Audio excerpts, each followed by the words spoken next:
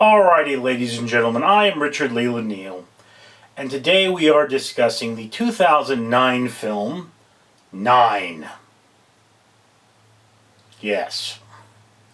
Nine is a cliche post-apocalyptic world with this distinctly steampunk vibe, navigated by the hero Nine, who is a steampunk ragdoll sort of a creature, the ninth in a series created by an inventor. And he has woken up possibly years after the other 8 of his series, and he is trying to navigate and understand a world devoid of life.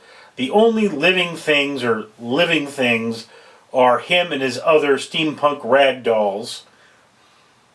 And this world is populated by one other being, which appears to be some kind of a construct monster golem made from a dead cat. This is a real downer. Yeah, I mean, it is a complicated plot which is visually stunning, but otherwise it just doesn't make a lot of sense.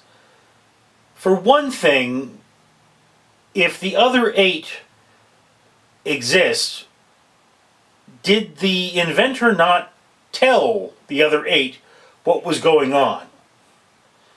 Because, Nine wakes up and the inventor's dead.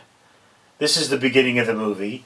And it's like, gee, what's going on? So it's just a happy coincidence that Nine happens to pick up the right particular objects to go and discover this world. And then he is just by chance running into the other steampunk creatures and the beast there, and then the plot is moving forward far, far, far too much by coincidence.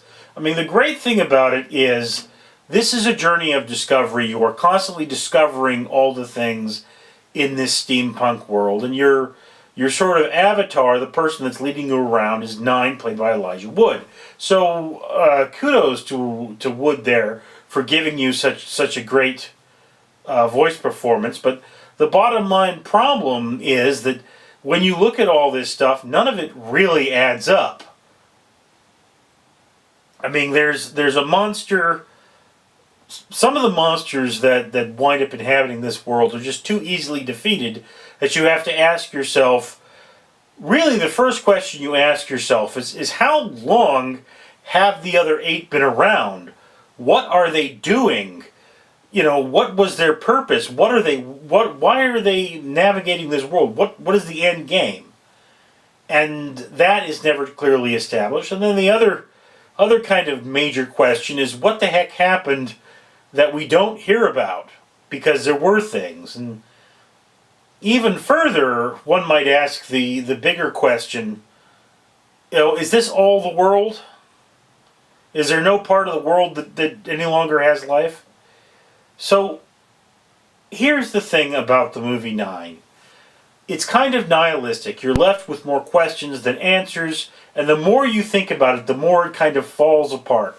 Like some of the things that inhabit this world, it's kind of slung together from whatever was available, and it seems to start losing parts as it moves along.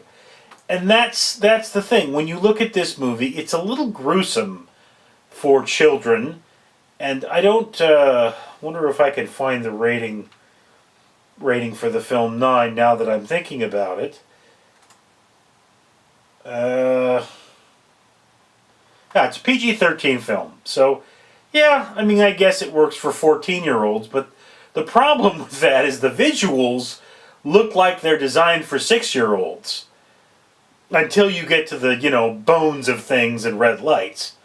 So it's, I mean, as a 14-year-old kid, I would have looked at this movie and said, yeah, it's pretty good, but it's a little too young for me. And as a 12-year-old kid, I would have probably, been a little more disturbed by the human skeletons in the robots and stuff.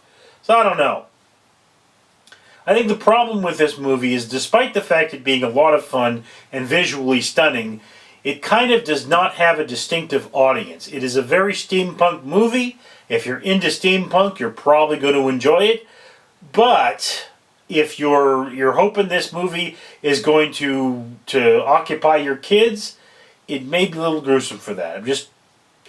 That's the thing. This is a solid C plus B minus movie. It's not a great, overwhelmingly good film, but it is an interesting film.